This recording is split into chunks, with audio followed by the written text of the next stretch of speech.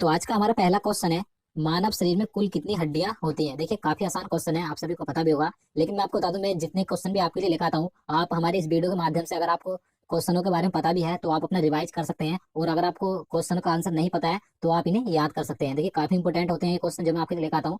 तो यहाँ पर इसका राइट आंसर ऑप्शन बी हो जाएगा 206। मानव शरीर में कुल 206 हड्डियां होती हैं। नेक्स्ट क्वेश्चन देखते हैं, नवजात शिशु में हड्डियों की संख्या लगभग कितनी होती है। देखिए ये दूसरा क्वेश्चन भी काफी इंपोर्टेंट है, क्योंकि ये रेलवे ग्रुप डी और रेलवे एएलपी एग्जाम में 2 से 3 बार पूछा जा चुका है। तो आपको ध्यान रखना है कि नवजात शिशु में हड्डियों की संख्या लगभग कितनी होती है, 300 होती है। तो यहाँ पर इसका राइट आंसर ऑप्शन सी हो जाएगा 300। आपको ध्यान रखना है, नवजात शिशु में हड्डियों की संख्या लगभग 300 होती है। नेक्स्ट क्वेश्चन देखते हैं, मनुष्य के शरीर में पसलियों के कितने जोड़े होते हैं। देखिए यहाँ पर क्वेश्चन में पूछा गया है कि मनुष्य के शरीर में जो पसलियां होती हैं वे कितने जोड़ी होती हैं। तो अगर आपको इसका आंसर पता है तो आप अपना आंसर लगा सकते हैं। तो यहाँ पर इसका राइट आंसर ऑप्शन ए हो जाएगा, 12 जोड़ी पसलियां होती है मनुष्य के शरीर में। तो आपको ध्यान रखना है। तो चलिए नेक्स्ट क्वेश्चन देखते हैं, शरीर की सर्वाधिक प्रबल अस्थि होती है। देखिए इस क्वेश्चन में आपको बताना है कि शरीर की सबसे मजबूत हड्डी या अस्थि कौन सी होती है। तो ये क्वेश्चन भी काफी इंपॉर्टेंट है, अगर आपको पता है तो आप इसका भी आंसर लगा सकते हैं। तो इसका राइट आंसर ऑप्शन बी हो जाएगा, जबड़े में। जबड़े में शरीर की सर्वाधिक मजबूत हड्डी होती है। देखिए मैं आपको इसके बारे में बता दूं, जो जबड़े में हड्डी होती है तो ये लगभग 280 किलो वजन इसे सहन कर सकती है, यानी कि 280 किलो का वजन सहन कर सकती है। ये इतनी मजबूत होती है। तो आपको ध्यान रखना है। चलिए अगला क्वेश्चन देखते हैं, क्वेश्चन नंबर 5 है, मानव शरीर की सबसे छोटी हड्डी है। तो यहाँ पर इसका राइट आंसर ऑप्शन सी हो जाएगा, स्टेपिस। मानव शरीर की सबसे छोटी हड्डी होती है। देखिए आपको मैं इसके बारे में और पॉइंट बता दूं जहां से क्वेश्चन अधिकतर पूछे जाते हैं। आपको ध्यान रखना है कि मानव शरीर की सबसे छोटी हड्डी यानी कि स्टेपिस की लंबाई कितनी होती है, 11 इंच होती है। आपको ध्यान रखना है। और अगर हम सेंटीमीटर में बात करें, सेंटीमीटर में 28 सेंटीमीटर होती है। तो आपको सेंटीमीटर और इंच इन दोनों में इसकी लंबाई याद रखनी है, क्योंकि एग्जाम में कुछ भी पूछा जा सकता है। और देखिए अगर अगर हम इसकी बात करें कि ये हड्डी कहाँ पाई जाती है, तो आपको पता होगा ये हड्डी कान में पाई जाती है। और कान से रिलेटेड एक क्वेश्चन और एग्जाम में पूछा जाता है ज्यादातर, कि कान में कुल कितनी हड्डियां होती हैं। तो आपको ध्यान रखना है, कान में कुल 6 हड्डियां होती हैं, यानी कि एक कान में 3 हड्डियां पाई जाती हैं, दोनों कानों में 6 हड्डियां होती हैं। तो आपको ध्यान रखना है। चलिए नेक्स्ट क्वेश्चन देखते हैं, मानव शरीर की सबसे लंबी हड्डी है। अगर आपको इसका आंसर पता है तो आप इसका भी आंसर लगा सकते हैं। तो इसका राइट आंसर ऑप्शन डी हो जाएगा, फीमर। मानव शरीर की सबसे लंबी हड्डी होती है। और अगर हम बात करें कि ये हड्डी कहाँ पाई जाती है, तो जांग में ये हड्डी पाई जाती है। आपको ध्यान रखना है। चलिए नेक्स्ट क्वेश्चन देखते हैं, ह्यूमरस अस्थि कहाँ पाई जाती है। आपको बताना है कि ये जो अस्थि हड्डी होती है ह्यूमरस, ये मानव शरीर के किस अंग में पाई जाती है। तो यहाँ पर इसका राइट आंसर ऑप्शन सी हो जाएगा, ऊपरी भुजा। देखिए जो हाथ होता है, तो हाथ की जो ऊपरी भुजा होती है वहां पर ह्यूमरस अस्थि पाई जाती है। अगला क्वेश्चन देखते हैं, टीबिया नामक हड्डी किसमें पाई जाती है। तो इसका राइट आंसर ऑप्शन बी हो जाएगा, टांग। टांग में पाई जाती है टीबिया नामक हड्डी। आपको ध्यान रखना है। चलिए अगला क्वेश्चन देखते हैं, क्वेश्चन नंबर 9 है, दांतों तथा हड्डियों में पाए जाने वाला तत्व है। आपको 4 ऑप्शन दिए गए हैं, अगर आपको इसका आंसर पता है तो आप अपना आंसर लगा सकते हैं। तो इसका राइट आंसर ऑप्शन सी हो जाएगा, कैल्शियम व फास्फोरस दांतों तथा हड्डियों में पाया जाता है। ये वेरी इंपॉर्टेंट है, ये क्वेश्चन कई बार एग्जाम में पूछा गया है, तो आपको ध्यान रखना है। चलिए नेक्स्ट क्वेश्चन देखते हैं, वृद्धावस्था में मनुष्य की हड्डियां क्यों कमजोर हो जाती हैं, यानी कि बुढ़ापा आने पर मानव शरीर की सभी हड्डियां कमजोर पड़ जाती हैं। तो इसका रीजन बताना है किस कारण से हो जाती हैं। तो इसका राइट आंसर ऑप्शन सी हो जाएगा, कैल्शियम की कमी के कारण बुढ़ापा आने पर मानव शरीर की हड्डियां कमजोर हो जाती हैं। तो आपको ध्यान रखना है। चलिए अगला क्वेश्चन देखते हैं, अस्थि में कौन सा लवण सर्वाधिक मात्रा में होता है। देखिए आपको बताना है कि अस्थि यानी कि हड्डी में कौन सा लवण पूछा गया है यहाँ पर, ना कि तत्व। अगर आपसे तत्व पूछा जाता है, मैं आपको पहले बता चुका हूँ, फास्फोरस और कैल्शियम पाया जाता है। और यहाँ पर लवण पूछा गया है, तो इसका राइट आंसर ऑप्शन ए हो जाएगा, कैल्शियम फास्फेट पाया जाता है। तो आपको ध्यान रखना है। चलिए नेक्स्ट क्वेश्चन देखते हैं, अस्थियों एवं पेशियों को आपस में जोड़ता है। देखिए काफी अच्छा क्वेश्चन है ये।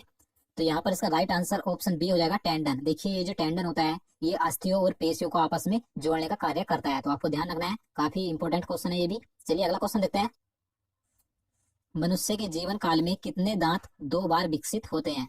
तो अगर आपको इसका आंसर पता है तो आप इसका भी आंसर लगा सकते हैं। तो इसका राइट आंसर ऑप्शन बी हो जाए, सॉरी सी हो जाएगा, 20। 20 दांत मनुष्य के जीवन में 2 बार विकसित होते हैं, यानी कि 2 बार जमते हैं। तो आपको ध्यान रखना है।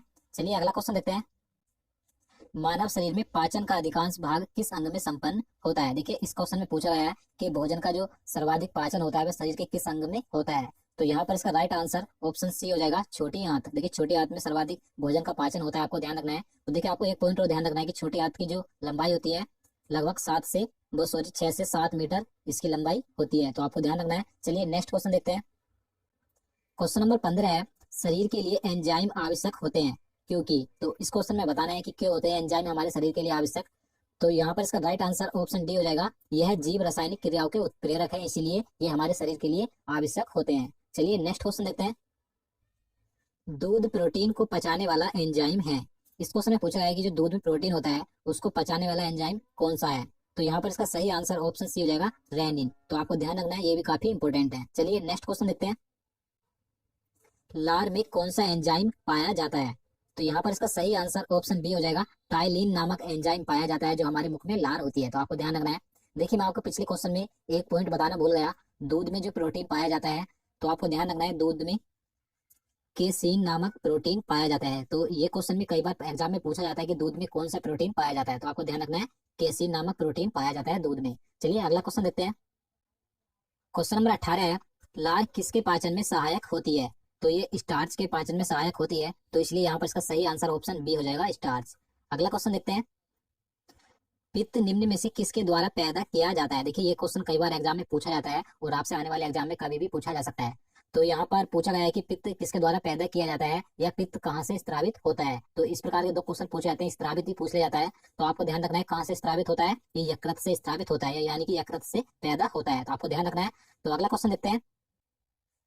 पित्त जमा कहाँ होता है। देखिए, इससे पहले क्वेश्चन में हमने बात की थी कि पित्त कहाँ से स्रावित या पैदा होता है। इस क्वेश्चन में पूछा गया है कि यह कहाँ जमा होता है या कहाँ इकट्ठा होता है। तो ये पित्ताशय में जमा होता है। तो यहाँ पर इसका सही आंसर ऑप्शन ए हो जाएगा, पित्ताशय में। तो आपको ध्यान रखना है। तो अगला क्वेश्चन देखते हैं। मानव हृदय में कितने कोष्ठक होते हैं। तो आपको बताना है कि मानव हृदय में कितने कोष्ठक यानी कि चैम्बर होते हैं। तो 4 चैम्बर होते हैं। तो यहाँ पर इसका सही आंसर ऑप्शन सी हो जाएगा, 4। अगला क्वेश्चन देखते हैं। क्वेश्चन नंबर 22 है, रुधिर दबाव यानी कि ब्लड प्रेशर मापक यंत्र कौन सा है। देखिए, आपने देखा होगा कि किसी व्यक्ति का ब्लड प्रेशर हाई हो जाता है या लो हो जाता है। तो इस क्वेश्चन में वही पूछा गया है कि उसमें किस यंत्र का उपयोग किया जाता है। तो इसका आंसर ऑप्शन सी हो जाएगा, स्फिग्मो मैनोमीटर का उपयोग किया जाता है ब्लड प्रेशर मापने के लिए। तो आपको ध्यान रखना है। चलिए नेक्स्ट क्वेश्चन देखते हैं। दौड़ लगाते समय मनुष्य का रक्तचाप। इस क्वेश्चन में बताना है कि दौड़ लगाते या दौड़ते समय मनुष्य के रक्तचाप में क्या परिवर्तन होता है। तो रक्तचाप हमेशा बढ़ जाता है दौड़ते समय। तो इसलिए यहाँ पर इसका सही आंसर ऑप्शन ही हो जाएगा, बढ़ जाता है।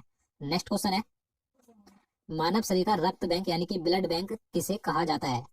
तो यहाँ पर इसका सही आंसर ऑप्शन ए हो जाएगा, प्लिया यानी तिल्ली भी बोला जाता है। आपको ये दोनों नाम ध्यान रखने हैं। आपसे एग्जाम में प्लिया ना देकर आपको तिल्ली भी दे सकता है। तो इसलिए आपको दोनों नाम याद रखने हैं, प्लिया या तिल्ली को मानव शरीर का रक्त बैंक या ब्लड बैंक कहा जाता है। नेक्स्ट क्वेश्चन देते हैं। रक्त का लाल रंग निम्न में से किसके कारण होता है। आपको बताना है कि रक्त यानी कि ब्लड का लाल रंग किसके कारण होता है। तो इसका सही आंसर ऑप्शन बी हो जाएगा, हीमोग्लोबिन के कारण हमारे शरीर में रक्त का लाल रंग होता है। तो चलिए दोस्तों, आज के लिए इतना ही। उम्मीद करता हूँ आपको वीडियो पसंद आया होगा। अगर आपको वीडियो पसंद आया हो तो वीडियो को लाइक कर देना और चैनल को भी सब्सक्राइब कर लेना। साथ ही वीडियो को ज्यादा से ज्यादा शेयर भी करना। तो चलिए।